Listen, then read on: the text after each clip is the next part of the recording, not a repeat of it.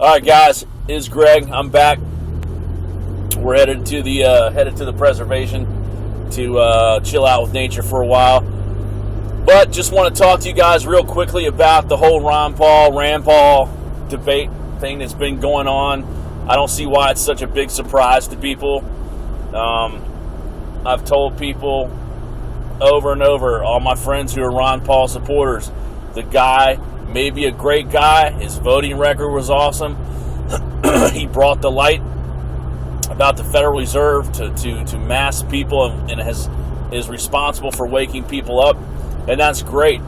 But the dude is still part of the system. His son is still part of this system. No one seems to realize that, or somehow by magic fairy dust, everybody thought he was going to be different. Now, I'm not saying the guy is not any different than he was, but him and his son have fallen for some lies. They have fallen for the dark side. I don't care who tries to justify what. Mitt Romney is part of the NWO as well as Obama. Everybody knows this. It's not even conspiracy theory anymore. These are facts. All of this stuff is fact. Do your homework. Find out these things for yourself. It is no surprise that these guys are doing what they're doing. This system is done and it needs to fall.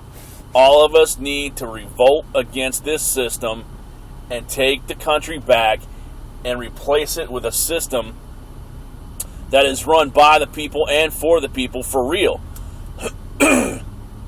These people have been our masters for long enough. They have to go. This has to stop. It's just going to keep getting worse and worse. And now what all this has done, like all the other reporters have said, all this has done is to hurt the freedom movement, the liberty movement, because now people have felt betrayed by Ron Paul, by his son, and I have no idea how they're going to do damage control with this, but they're going to have to.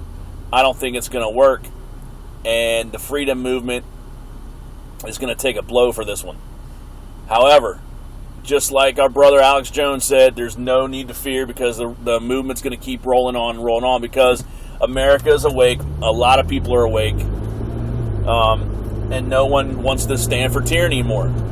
You know, you've got government telling us what to do in every single capacity of our lives. With latest with Bloomberg telling people it's a fine to drink a 32-ounce Coke. Okay, well, yeah. Everyone knows that soda is bad for you. Everyone knows it's full of sugar. Everyone knows it can cause diabetes if you use it.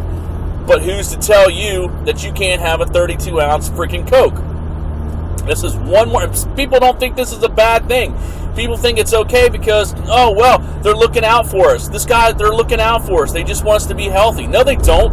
That's all a freaking lie, man. And you guys know this. You people know this. Wake up. Shake your friends and tell your people it's time for revolt. It is time to do this. There's no more waiting around. If Obama gets this election, it's 4 more years of going downhill and total eradication of the Constitution, which it already is in my opinion, and headed for FEMA camps. If Romney takes over, it's the same deal, only it's going to take just a little bit longer so that he can deceive the rest of these people who still think the two-party system is valid. Please, for the love of God, wake up and realize that the two-party system is a joke. It is all a joke. If you can't see it at this stage in the game, I don't know what to tell you. All right? Spread the word. No vote 2012. That's what I'm doing. I'm starting this thing today. No vote 2012. Grow some balls, man.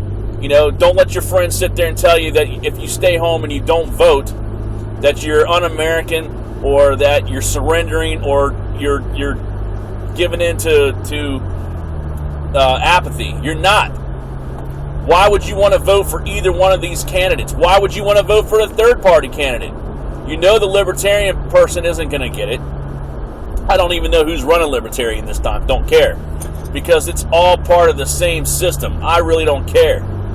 The whole thing needs to fall like a house of cards, and it's time for us as freedom lovers, as liberty people, to take over this country and put back into Congress, put back into the White House, people who are actually for us and will help us get through this life. I'm not like some of all these other people. I'm not an anarchist.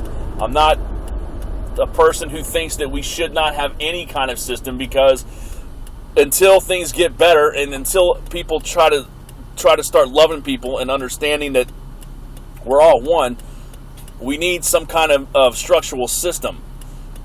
We don't need government telling us what to do, but we need a system where our people, the people who love freedom, who love humanity, are put in office. Those who won't sell out, those who won't go to lobbyists, all of these things. This stuff has to end. Do it now. No vote 2012. Do it. Stay at home.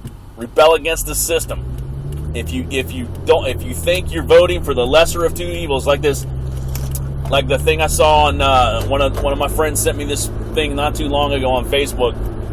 It was a little picture that said, "Hey, so you're voting for the lesser of two evils," and then it said, "How's that evil working out for you?"